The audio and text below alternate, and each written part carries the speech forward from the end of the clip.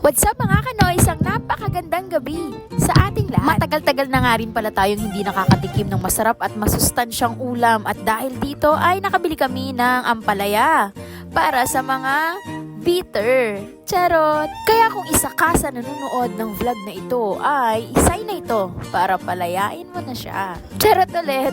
Ayan, tama na nga mga hugot at tayo na nga maggayat ng ating ampalaya. Dapat nga po pala ay matalas ang ating kampit or kutsilyo para mas manipis po nating magayat ang ating ampalaya. Mas masarap po at hindi mapait ang lasa ng ating ampalaya kasi kapag hindi siya mapait ay magugustuhan siya ng mga bata. Lalo na kung hindi natin tinipid ang ating mga sahog tulad ng karne at ng itlog. At bilang proseso ay bababad po natin sa tubig na may tinunas na asin ang ating ginayat na ampalaya.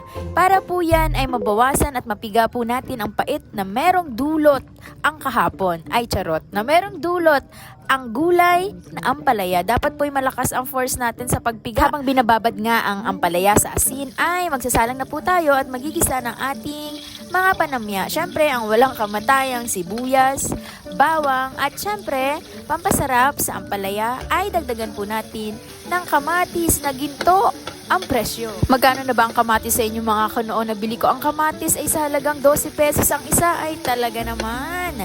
Lahat na lang ay nagmamahal. Ikaw na lang ang hindi. At syempre, para mas masarap ang ating gulay, dagdagan natin ng konting pampalasa at sahog. Yan yung karne na nabili natin sa halagang 60 pesos. Nakakatulong din kasi itong pandagdag panlasa at sarap sa ating gulay. So, hindi na ako naglagay dito ng magic sarap kasi matitikman natin ang ulam na ito na walang halong kimikal at purong natural.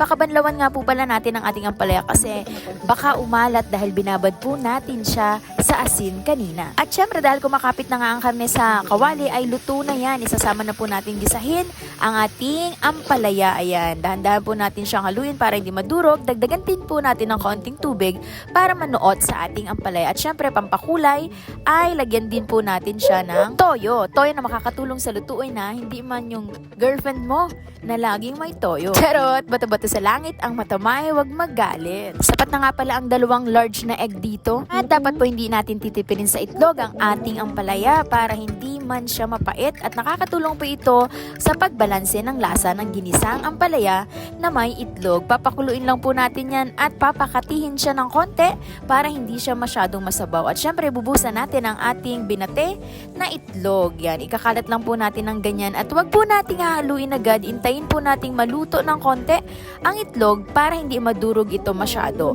Kailangan ay maluto muna siya para medyo malaki-laki ang kanya kakalabasan kapag naluto na siya. At syempre, pag naluto na, dahan-dahan lang po natin yung hahaluin para makita natin ang pagkabuo-buo ng itlog dito sa ating ginisang ampalaya. O diba, akalain nyo bang ang mapait na kahapon ay mapapatamis ng kasalukuyan? Charot, ayan, masarap na ang ating lutong ulam at handa na nga ang ating mga tiyan para sa masarap at masustansyang hapunan. Shoutout nga pala kay Ate Emily Mascarinas. Maraming salamat sa panonood.